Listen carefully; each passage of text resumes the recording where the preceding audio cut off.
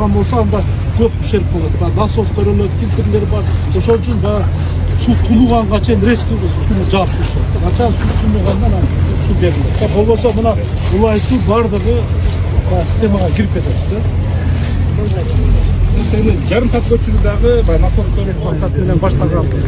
Себеби пандемия маалында адамдарды көрдүңөр, ден соолуктан артык эчтеке мындай кымбат экенин билдик да. Анан карасак бизде болгон Ош шаарында бир токтогул парк, Навай парк.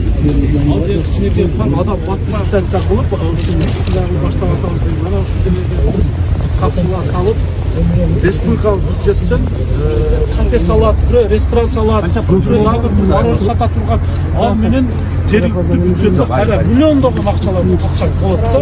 Бирок аукцион менен берип коет, жерди сатпай, просто аукцион менен арендага берип койсо жергиликтүү бюджетке киреше. Анан Кудай буюрса Ошко чоң проект да бул. Ошон үчүн мен дагы сиздерди Ошко барып келели деп суранганым ушул. Колдоо күтүп атабыз деп ачык айтайын, жерди эми бул мурунку эме боюнча